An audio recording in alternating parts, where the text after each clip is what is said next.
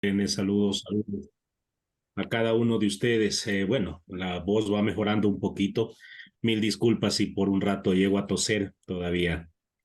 Ese es el problema de los que nos dedicamos a la docencia, que deberíamos hacer silencio y no podemos.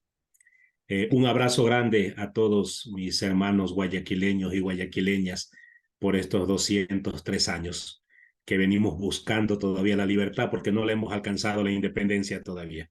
Hemos pasado de un patrón a otro. Ojalá que algún día Guayaquil y todo el país deje de depender de patrones y podamos ser personas libres, libres realmente, consecuentes, buscando el bien común. Eh, Hoy vamos a hablar sobre un tema que es bastante peliagudo, bastante complicado, pero necesario. Voy a empezar contándoles algo que pasó allá por los años 2000, más o menos. La CLAI, el Consejo Latinoamericano de Iglesias, formó una comisión para investigar y le hicieron un seguimiento a 10 personas que habían dado un testimonio en estas cruzadas de oración de milagros. No sé si los han visto, ¿no? En el mundo evangélico, la CLAI es un organismo de iglesias evangélicas, por si acaso.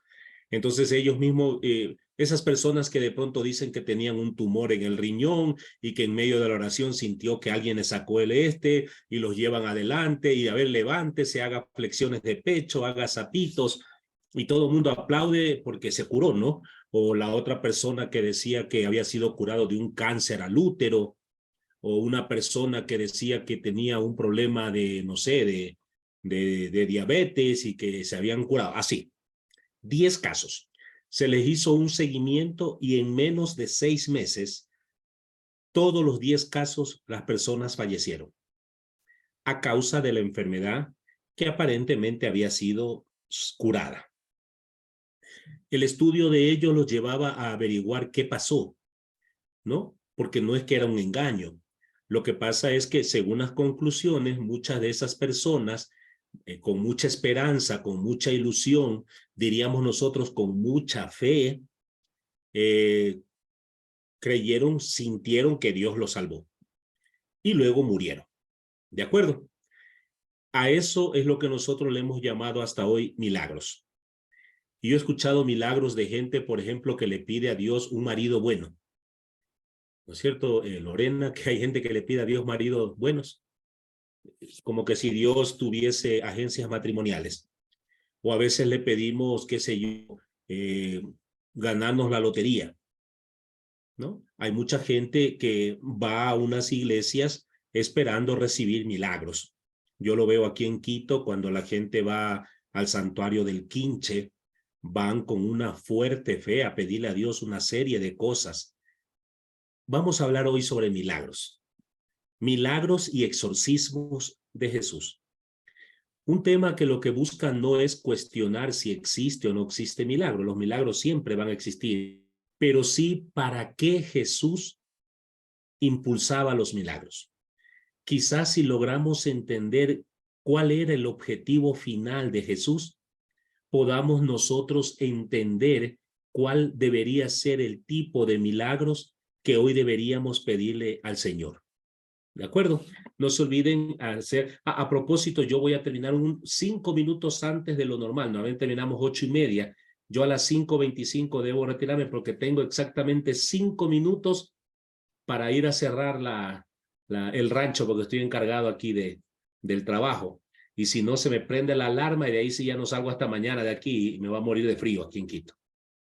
Para que preveamos un poquito. Ustedes si tienen otra pregunta, Katy seguramente nos puede ayudar con alguna respuesta, ¿no? Entonces, ese es el título que vamos a tener el día de hoy. Vamos a hablar de Jesús, taumaturgo y exorcista. Si la palabra taumaturgo es la primera vez que la ve, sepa que ese término es el que define al que hace milagros.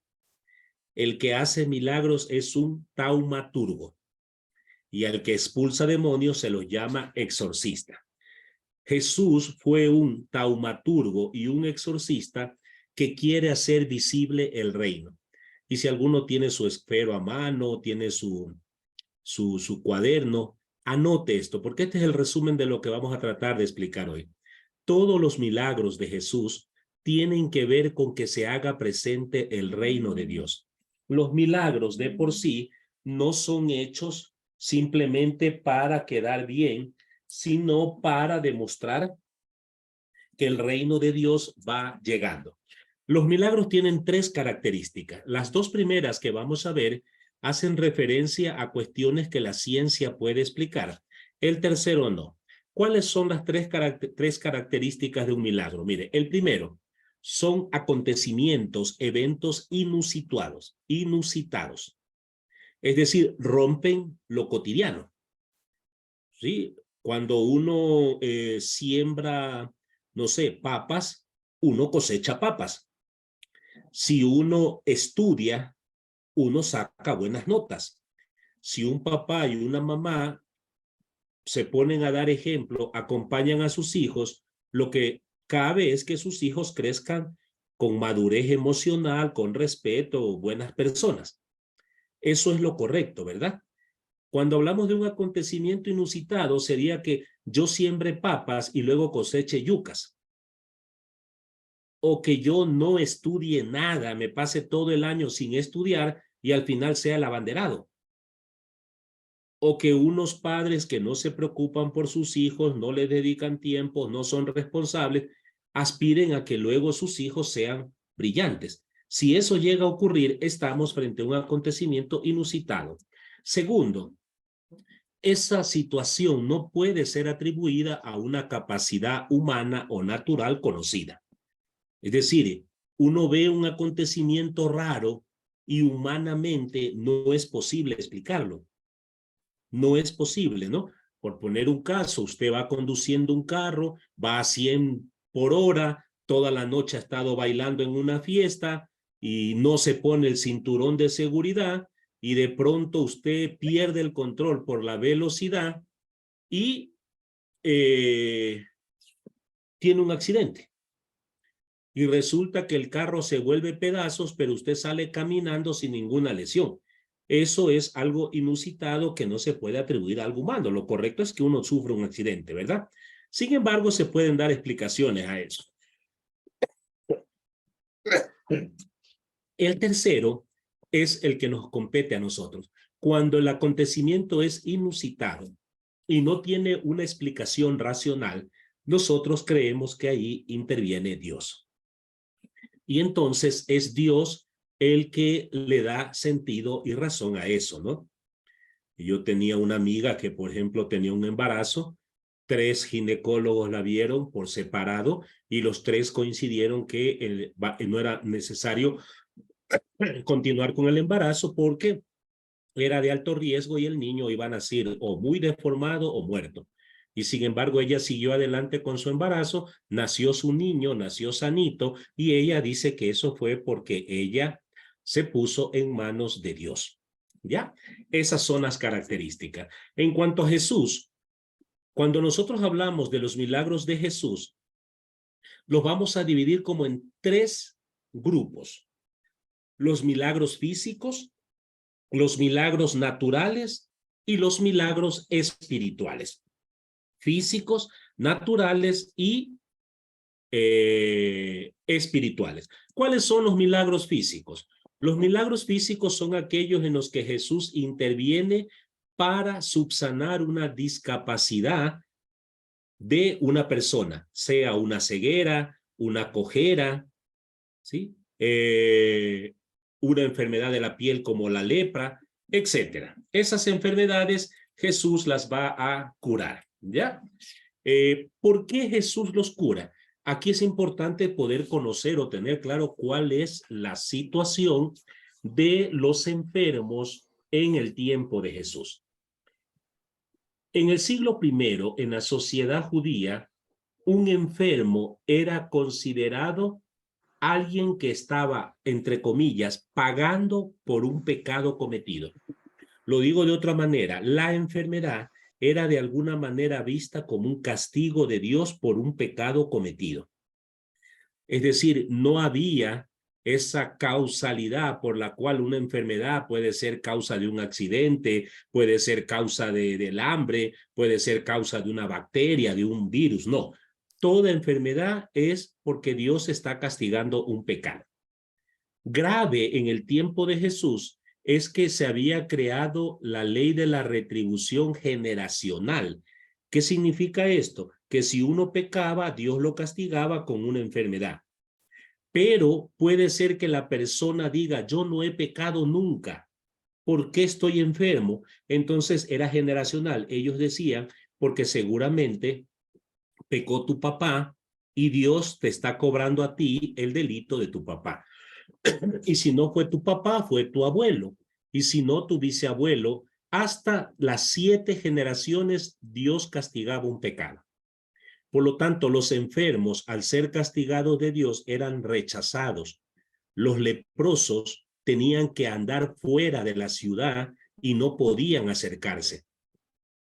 Si alguien de la familia se compadecía en darle la comida, se la ponían en la esquina del camino, le pegaban un grito y salían corriendo. Entonces ellos salían de las cavernas, de las cuevas donde vivían para comer, ¿no? Nunca más podían volver a casa, siempre debían andar con una campana para avisar que ellos eran leprosos. Los ciegos, los sordos, los mudos, estaban condenados a ser mendigos, a vivir de la caridad pública. Y todo mundo los rechazaba, los rechazaba. Estos son los personajes a los que Jesús encuentra. Entonces, papás, mamás, tengan claro cuando lean en su Biblia que cuando dice que Jesús se encuentra con un ciego, Jesús se encuentra con un sordo, Jesús se encuentra con un mudo, Jesús se encuentra con un leproso, nunca se olviden, esas personas con las que se está encontrando son personas que sufren el rechazo social.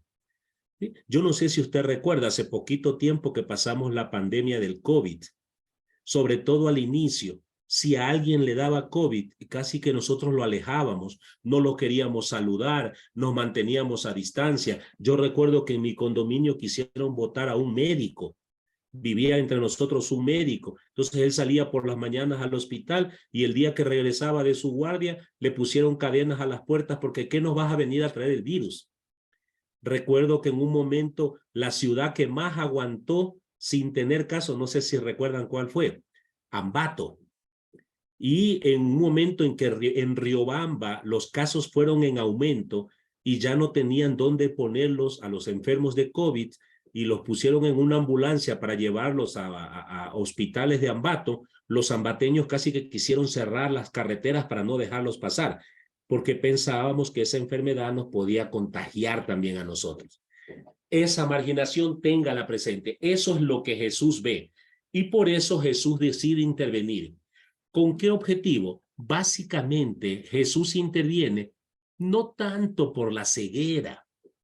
Jesús interviene para devolverle la confianza a la persona, para decirle, por ejemplo, a Marlene, Marlene, lo que tú estás sufriendo, yo lo entiendo, pero ten claro una cosa, no es castigo de Dios. Dios no te está castigando. ¿Sí?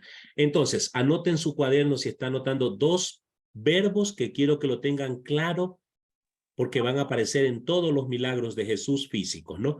Curar y sanar. No es lo mismo, aunque en principio son sinónimos, ¿no? Curar es actuar para quitar una dolencia física, un sufrimiento corporal. Sanar es liberar a la persona de una angustia, de un sufrimiento. ¿Qué es lo que primariamente busca Jesús con sus milagros? ¿Curar o sanar?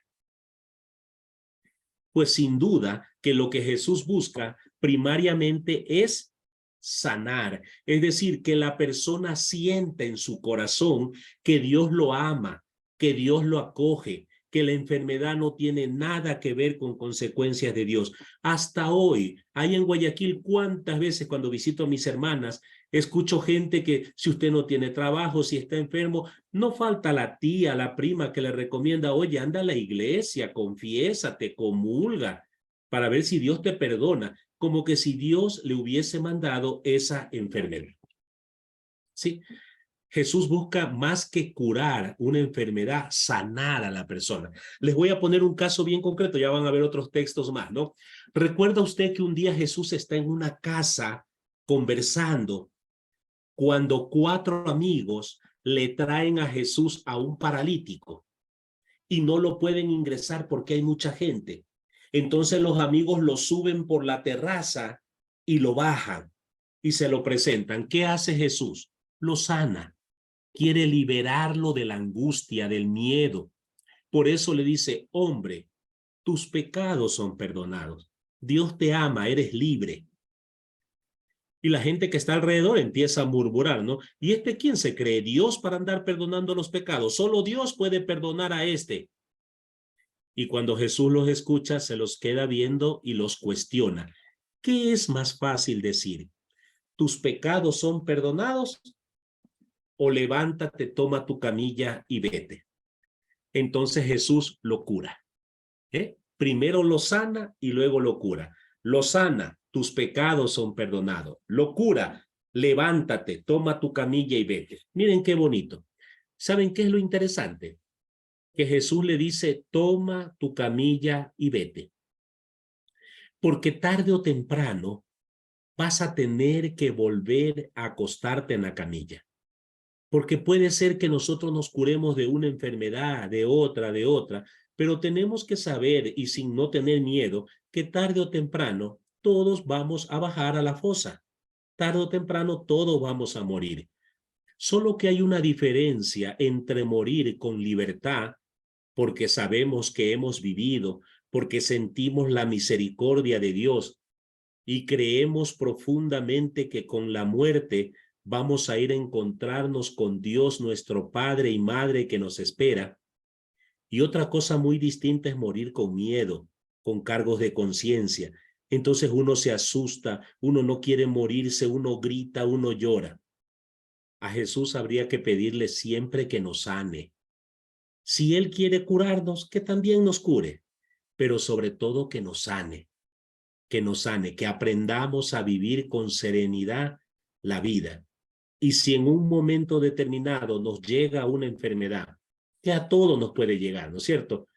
Una diabetes, un colesterol, que los triglicéridos, que el COVID, que un cáncer, porque nadie sabe qué enfermedad va a dar. Pues ojalá que si algún día nos llega esa enfermedad, hagamos todo lo humanamente posible por cuidarnos, por recuperar la salud. Pero si no es posible, que podamos decir, como decía Job en su libro, ¿no?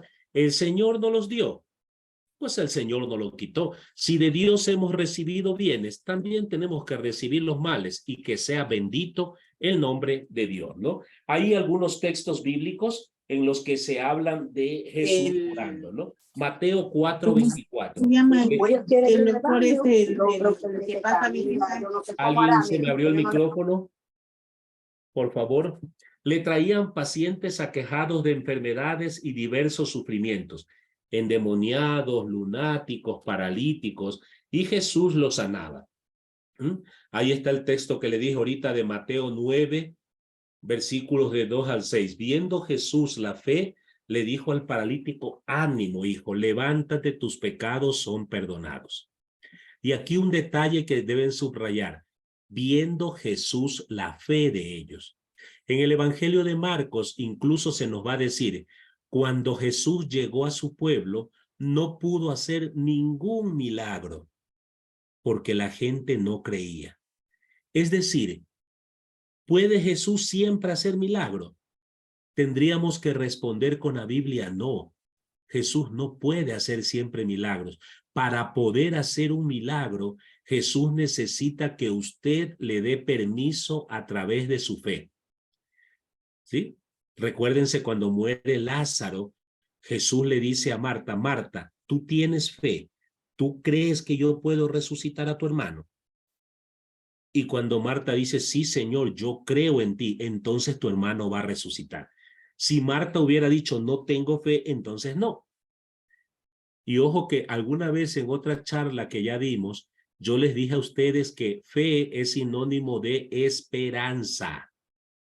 Porque es que hay veces tenemos una fe, disculpen la expresión, una fe de carbonero. Yo conozco gente en Guayaquil que va al Cristo del Consuelo, lleva agua, pone vela, hace una oración y ya cree que Dios tiene que hacerle el milagro a la fuerza. Eso no es así. Eso no es fe. La fe es confiar en Dios. La fe es simplemente delante de Dios decirle, Señor, tú sabes mi problema.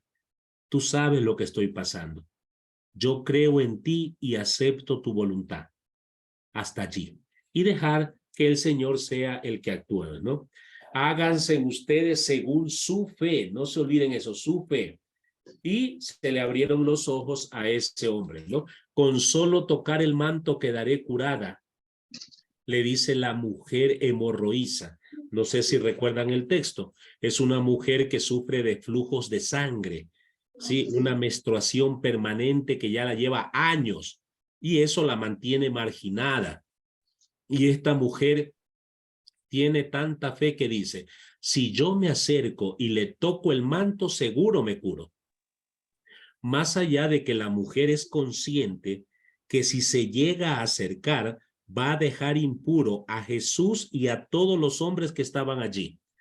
Lo que en esa época significaba que los hombres podían tomar piedras y matarla a pedradas.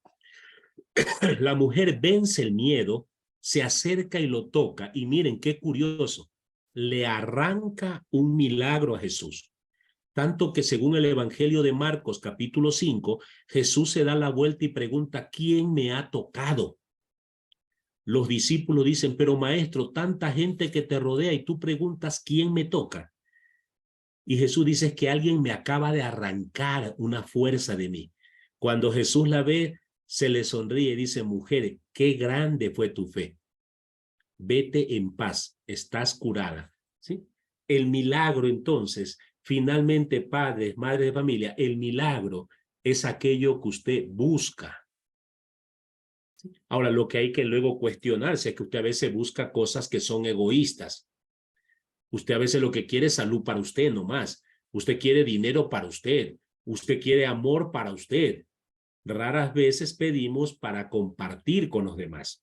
Al que más tiene, más se le va a pedir, ¿no? Una vez más, con respecto a la fe, un leproso se le acerca y le dice, Señor, si tú quieres, puedes limpiarme, yo creo en ti. Y Jesús le dice, pues yo quiero. Si tú quieres, yo quiero, y lo cura. ¿Eh? Si tú quieres, yo quiero, y lo cura. Entró, tomó la mano a la niña y también se levantó. Vemos varios textos. Joven, a ti te lo digo, levántate. Este es uno de los textos, Lucas 7, anótelo en su cuaderno para que lo pueda leer en su Biblia esta noche antes de dormir, ¿no? Este es uno de los textos más tiernos que hay en la Biblia. De hecho, les digo un detalle. Este es el único milagro que Jesús hace de puro metido. Nadie le pide, nadie le solicita su ayuda, nadie lo llama. Jesús va pasando y de puro eso, de puro metido se mete a hacer milagro. El texto dice que una viuda, una mujer viuda, llevaba a sepultar a su único hijo. Y quiero que sepan que en el tiempo de Jesús, en la cultura de Jesús, las mujeres solo tenían presencia social, eran respetadas si tenían un hombre que hable por ellas. Ese hombre podía ser el papá, podía ser el esposo, podía ser el hijo. Si eso les queda claro, miren qué drama que está viviendo esta mujer. Primero, es viuda, es decir, ya no tiene pues marido y seguramente no tiene papá. El único hombre que le quedaba para cuidarla era su único hijo y se acaba de morir. Es decir, después de sepultar al hijo, esta mujer literalmente quedaba condenada a la calle. Y Jesús es tan sensible que se da cuenta el drama. Y sin que nadie le pidan, Jesús se acerca corriendo y dice, paren, paren un momento, bajen, quiero ver al muchacho. Y se le acerca y le dice, muchacho, ¿cómo te vas a morir y dejar a tu mami solo? Levántate. Y después de que lo levanta, Lucas termina diciendo, Jesús se lo devolvió a su madre. Toma, aquí tienes a tu hijo, para que sigas teniendo dignidad, para que nadie te pisotee, para que nadie abuse de ti. Lo mismo podemos ver en el caso de Lázaro, ¿no? A quien resucita según Juan. ¿Ya? resumamos dos ideitas entonces. Los milagros físicos de alguna enfermedad son básicamente para romper con la idea de que Dios causa la enfermedad. Dios no manda enfermedades. Dios no ocasiona desastres. Por Dios, madres, padres, quítense ustedes de su corazón y quítenle a sus hijos de su corazón la idea de que Dios es un Dios tan celoso, tan infantil, que como nos portamos mal, nos manda COVID, que nos portamos mal, nos manda terremoto. Usted no escuchaba durante el COVID mucha gente que se ponía a rezar pidiendo a Dios que ya pare la mano, pidiéndole misericordia, como que si Dios nos hubiese mandado el COVID. No, Dios es bueno. Las enfermedades no vienen de Dios, por eso Jesús intenta recuperarlo. Luego tenemos milagros sobre la naturaleza que hace Jesús, ¿no es cierto? Milagros sobre la naturaleza. ¿Cuáles son esos? Milagros de donaciones como la del pan y el vino, ¿no? Donde Jesús multiplica, no es tanto los panes. Hay gente que piensa, se imagina a Jesús así como un mago sacando panes de un sombrero, pero por cantidades, porque dice que le dio de comer a 5,000 hombres sin contar mujeres y niños. No, el milagro es con la naturaleza humana. El Evangelio de Juan nos trae un detalle que es hermoso para entender la multiplicación de los panes. Cuando Jesús dice, vamos a ver qué le damos de comer, y empiezan a buscar, le dicen, Señor, no tenemos ni plata ni suficiente comida para toda esta gente, ¿qué hacemos? Y de pronto se acerca Tomás y Felipe, y le dice, maestro, aquí hay un muchachito, un joven, que generosamente acaba de sacar su almuerzo. Él había llevado 5 panes y 2 pececitos, el almuerzo de él. Y con el corazón generoso, después de escucharte, ha sentido las ganas de ser generoso y quiere compartir. Y seguramente otra señora dijo, vea, yo traje aquí unas tortillas, y yo traje aquí unos muchines, y yo traje unos corvichitos. Yo no lo iba a sacar, pero aquí comparto, tengo unos guineos, y yo traje unas papayas, y todos empezaron a sacar. El milagro de la donación, el milagro del compartir. Volvamos a la experiencia de la pandemia, que espero que no se hayan olvidado. ¿Cuántos de nosotros en pandemia vivimos el milagro del compartir, del donar, del compartir porque la vecina no tenía la comida, algo se le ayudaba? La vecina se enfermaba, vamos a echarle una manito, ¿sí? Porque esa es nuestra naturaleza. A mí eso me encanta de la gente que vive en Guayaquil, ¿no? Sí, yo creo que les he dicho, cuando yo viví en Guayaquil, allá cuando era joven en el siglo pasado, yo crecí en el Cristo del Consuelo. Y toda la gente, había un incendio que se quemaba una casa de caña por allá, inmediatamente todos los vecinos a colaborar, que uno daba un zinc, otro traía una caña ya partida, otro regalaba una silla. Compartir. Mientras, ¿saben una cosa, madres y padres? Y lo dice Jesús. Jesús levanta sus ojos al cielo y dice, yo te doy gracias, Padre, porque estas cosas las hacen los pequeños. La gente, mientras más pobre es, más comparte. ¿Se han dado cuenta? Y quizás por eso somos pobres, porque compartimos.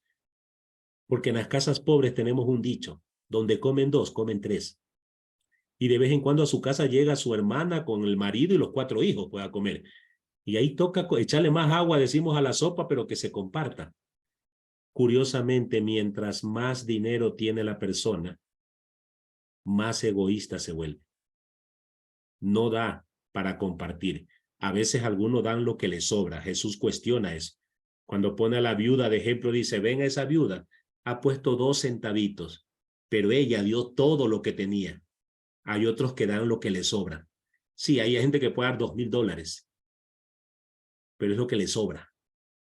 Llega Navidad y algunos la comida que les sobra, las galletas que no se come, esa dan a los pobres. El verdadero milagro de la naturaleza humana. También hay milagros que se llaman epifanías, es decir, milagros en los que Jesús revela su condición de hijo de Dios. No se olviden que la gente que lo ve a Jesús lo ve como un hombre, el moreno de Nazaret, el hijo de José y María, pero de vez en cuando Jesús hace unos milagros para demostrar su naturaleza divina, como cuando camina sobre las aguas, cuando se transfigura, cuando después del bautizo hay una experiencia de los cielos que se abren. Esas son experiencias que se llaman epifanía. Otras veces hay unos milagros que son para salvar, ¿no? Por ejemplo, detener la tormenta. Ahí hay un milagro que a mí me encanta de Jesús porque me parece chistoso incluso, ¿no? Un día Jesús se sube a la barca con sus discípulos, es muy de noche, y Jesús dice, naveguemos al otro lado del lago. Y Jesús va a una esquinita con una ropa, hace una almohada y se acuesta a dormir. Y se queda profundamente dormido, tanto que no siente que empieza a caer una tormenta que al poco tiempo se convierte en una tempestad tan fuerte que el barco cruje y parece que se va a hundir, y los discípulos empiezan a gritar asustados, y Jesús bien dormido. Cuando ya no pueden más y siente que se van a morir, Pedro, de la desesperación, se le acerca a la oreja a Jesús y le pega un grito, pues, maestro, carajo, que nos vamos a hundir. Y Jesús se levanta todo asustado y dice, hagan silencio. Y se acostó y siguió durmiendo. Pero dice el texto bíblico que cuando Jesús dijo, hagan silencio, hasta la tormenta se paró. Y se miraban unos a otros para decir, ¿quién es este que hasta la naturaleza le obedece? Jesús salva a sus discípulos, ¿sí? Son milagros para demostrar que a tiempo y a destiempo Dios siempre cuida de nosotros. Siempre. Creo que más de alguno de ustedes, si hace el ejercicio de mirar un poquito hacia atrás en su vida, puede darse cuenta de cuántas veces Dios lo fue cargando a usted. La fue cargando a usted. Y usted no se dio cuenta. ¿Cuántas veces Dios intervino para ayudarnos? Porque Dios no se olvida de sus criaturas. Nunca se olvida de nosotros, ¿no? También hay algunos milagros medios cuestionables, que son los milagros punitivos, ¿no? Como cuando Jesús maldice a la higuera. Son milagros en los que Jesús muestra que cuando la persona no vive la real dimensión, el real objetivo de su vida, Dios cuestiona, ¿sí? Voy a poner el ejemplo de la higuera en ustedes. Ustedes, muchas de las que están aquí son las mamás, ¿no? Entiendo que la mayoría son mamás de familias. Hay algunas que serán abuelitas de familia. Espero que no haya ninguna vecina de familia a la que dijeron entre usted, pues, ¿ya? A ustedes se les dio la posibilidad de ser como una higuera que da frutos, y ustedes han dado unos frutos que son sus hijos, sus hijas. Y ahora Dios lo que espera es que esa niña, ese niño que usted un día presentó en la iglesia, yo no sé si usted se recuerda cuando usted fue a la iglesia a pedir el bautismo, el padre le dijo, ¿qué quieren? Y ustedes dijeron, bautizar al niño. ¿Cómo se llama? Se llama Yandri, se llama Paola, se llama Santiago. Y entonces el padre dice que quieren bautizarlo, sí. Eso significa que ustedes van a renunciar al pecado. Y usted dijo, sí, yo renuncio. Ustedes renuncian a la maldad, sí renuncian. ¿Y será que acaso ustedes creen en Dios? Sí creemos. ¿Creen en Jesús? Sí creemos. Bueno, algún día les van a preguntar a ustedes, señoras, ¿dónde están esos niños? ¿Realmente le dimos una buena educación? ¿Les enseñamos el santo temor a Dios? ¿Le dimos ejemplo de trabajo, de justicia, de solidaridad? Entonces, si es así, escucharemos la voz de Dios que nos dice con el Evangelio de Mateo 25, vengan benditas de mi Padre, vengan al reino que he preparado para ustedes. Y si alguno de ustedes dice, yo no sé, yo ya tenía 18 años, él ya tenía que hacer por su propia cuenta, yo tenía que trabajar, yo porque tenía que cuidar si yo era joven y tenía derecho también a divertirme. ¿Acaso es pecado ir a una fiesta? Yo los dejé en la casa, pero ¿cuál es el problema? El problema es que si usted todavía piensa como adolescente que quiere estar en fiesta, que quiere estar en otras cosas, lo hubiese pensado antes de tener un niño, porque un hijo ya es una obligación que tenemos que asumir, dedicarle tiempo. Hay otros milagros más que pudiéramos nombrar allí. Algo que tenemos que decir es que la mayoría de estos milagros, ¿no? Esto de caminar sobre las aguas, de hacer callar a la tormenta, la maldición de la higuera, es muy probable que no hayan sido acciones que propiamente hizo Jesús, sino que fueron relatos creados en las comunidades cristianas con el fin de dar una enseñanza. ¿Cuántas de ustedes, madres, padres de familia, alguna vez han contado una historia a sus hijos para enseñarle una enseñanza? ¿Sí? Por ejemplo, yo recuerdo cuando era muy niño, mamá contaba el cuento de El pastorcito mentiroso. Yo no sé si a usted le contaron alguna vez eso, ¿no? De un pastorcito que se aburría cuidando los animales y para divertirse gritaba que venía el lobo, que venía el lobo, y cuando todo el pueblo salía con palos a ayudarle, él se moría de la risa. Y la gente se enojaba, le decía, vea niño, no diga mentiras. Y así lo hizo varias veces, hasta que un día, efectivamente, ahora sí vino el lobo.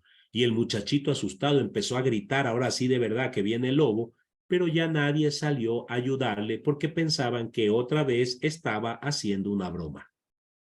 Y mi mamá terminaba esto diciendo, la moraleja, ¿no? En boca de mentiroso, hasta lo cierto se hace dudoso. ¿Quién inventó ese cuento? Alguna mamá, algún papá que quiso enseñarle algo a sus hijos. Entonces puede ser que las primeras comunidades, algún rato dijeron, se inventaron eso de la maldición de la higuera, lo pusieron en labios de Jesús para llamar la atención a las familias, ¿no? Verán familias guayaquileñas. Si ustedes como familia no empiezan a dar buenos frutos, cuidado, vayan a secarlas y luego las van a cortar. ¿Sí? Era para darnos una enseñanza. Los terceros milagros son los milagros espirituales, los exorcismos. Aquí es importante destacar antes de empezar una cuestión. Los exorcismos son con demonios. Está claro, demonios. Dejen de andar hablando del diablo tan olímpicamente. Ese es el maligno, esa es la maldad. Ese nos puede hacer pedazos, trapear el piso con nosotros. El otro día me decía un estudiante, entonces no hay que hablar de eso. No, hablemos de Jesús. Me decía, profe, ¿usted cree en el diablo? Yo no creo. ¿Cómo voy a creer en esa cosa? Yo creo en Jesús. Y permanentemente me repito, si Cristo está conmigo, ¿quién puede estar contra mí? Así que por favor, quiten ya de hablar. Yo escucho gente, ay, es que escuché que hubo una posesión diabólica. Eso no existe. En la Biblia se habla de un exorcismo de demonios. ¿Les queda claro? Voy a decirlo de otra manera para que quede más claro. Usted ha escuchado hablar de los ángeles, ¿no es cierto? Los ángeles, Gabriel, Rafael, Miguel, los arcángeles, son criaturas al servicio del buen Padre Dios. Dios los manda para que nos den un mensaje que podamos entender como seres humanos. ¿Se puede decir que un ángel es Dios? No, son criaturas de Dios. ¿Está claro? En ese sentido, lo mismo, pero en negativo. Los demonios no son el diablo es la maldad pura. Los demonios son las consecuencias que nos afectan a nosotros. Jesús lo que cura son demonios.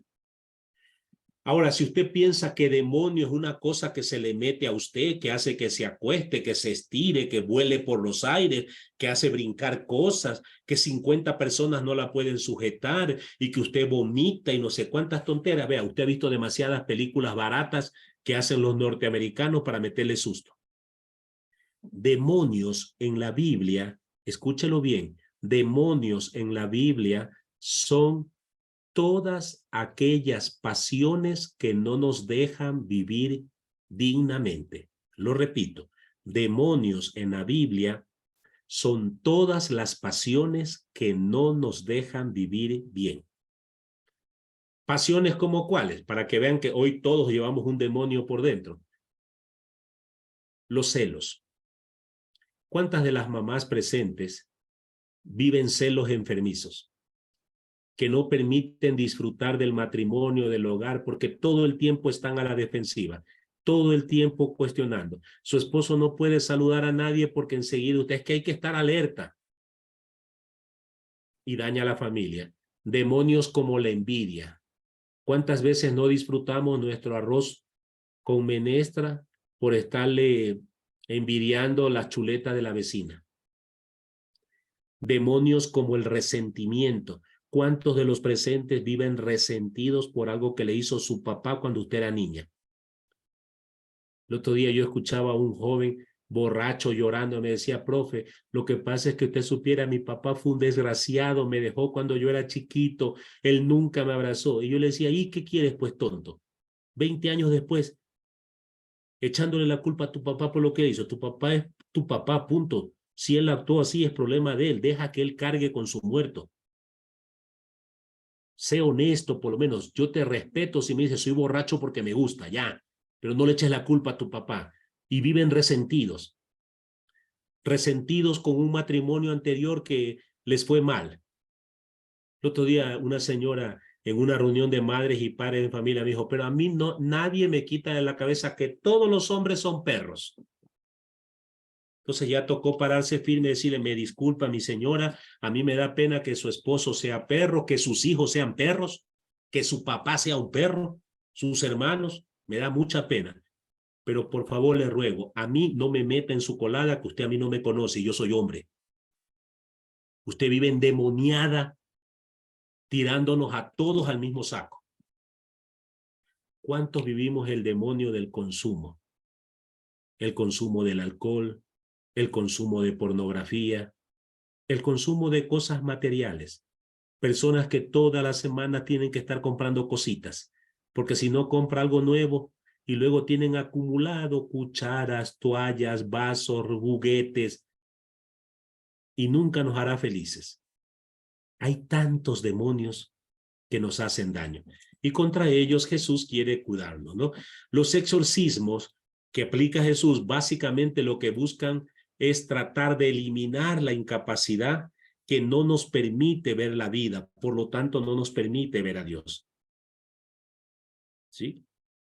Hay gente que tiene dinerito y quiere más y más y más y no disfruta de la vida. Nunca sale a pasear porque hay que seguir acumulando. ¿Acumulando para qué?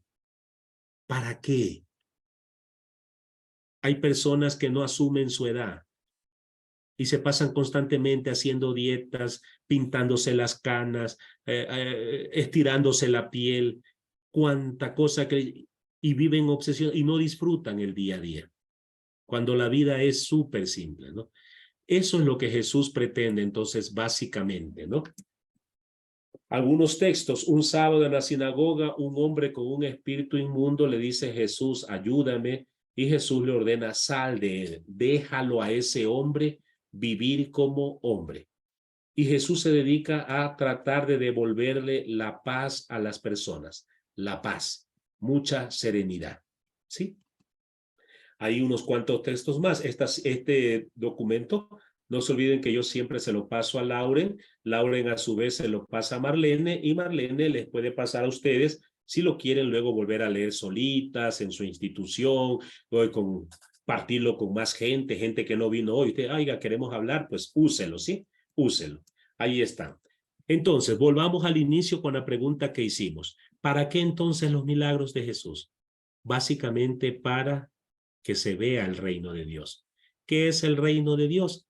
El reino de Dios es este mundo donde todos agachamos la cabeza para someternos solamente a Dios Padre.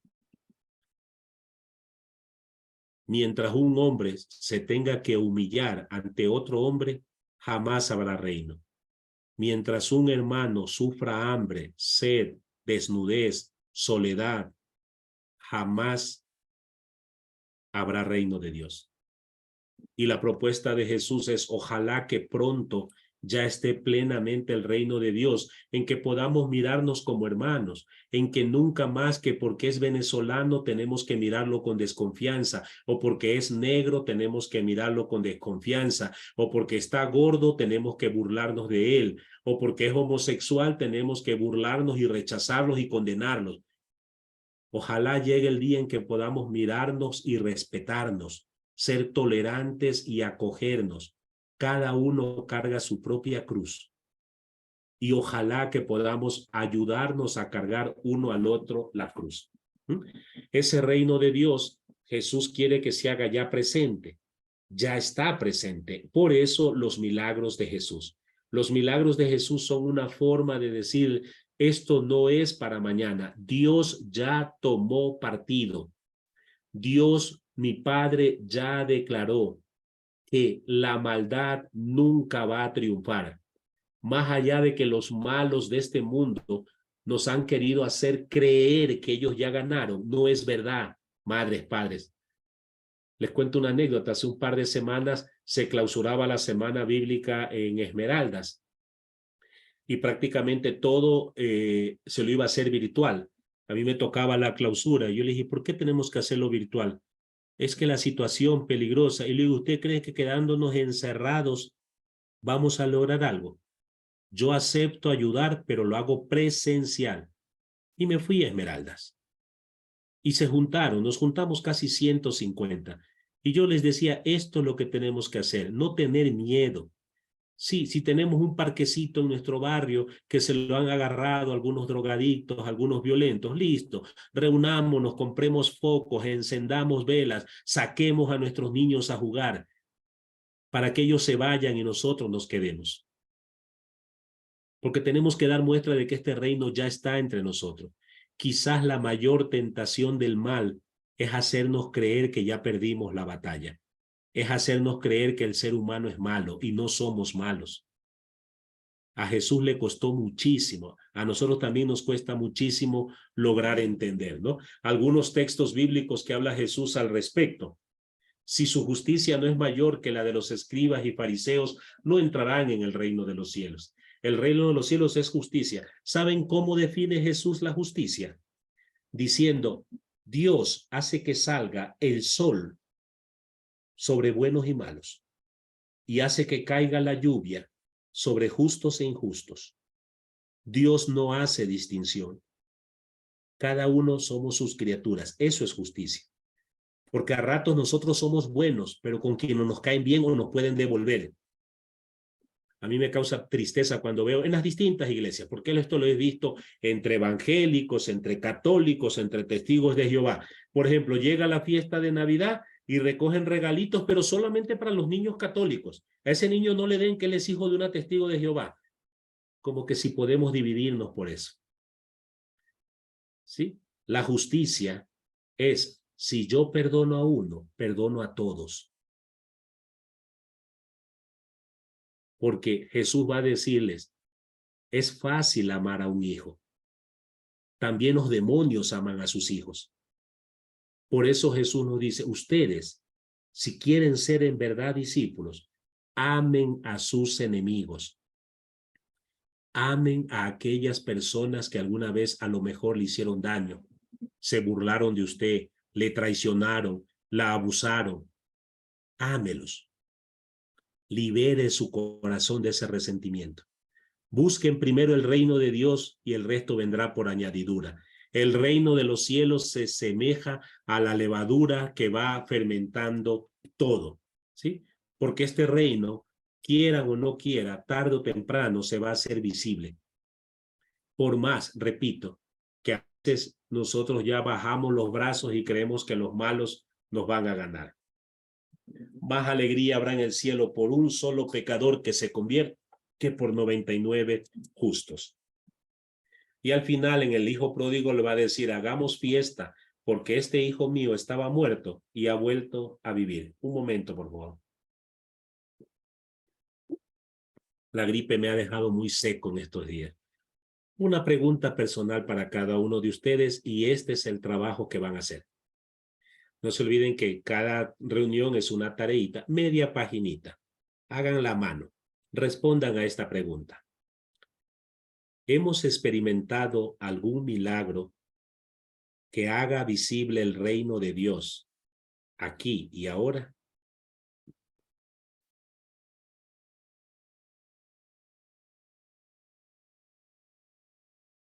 Yo les voy a dar un ejemplo de uno. ¿Recuerdan ustedes el terremoto que afectó sobre todo Manabí y Esmeraldas? Ahí vivimos el milagro. Yo tuve un hermano que murió con COVID en Guayaquil. Y nunca olvidaré que me llamó a Quito después del terremoto. Dice, hermano, ¿será que me ayudas con alguito de dinero? Yo, claro, hermano, ¿para qué es? Dice, es que voy a ir allá. Y él cargó su carro con todos sus amigos de Guayaquil. Eh, Él trabajaba en el Colegio María Mazzarello, ahí tenía muchos amigos, y recogió arroz, aceite, ropa, algo de dinero, y llenó su carro y se fue a una parte a ayudar. Y eso que hizo mi hermano lo hicieron muchísimas personas, quizás usted mismo lo hizo.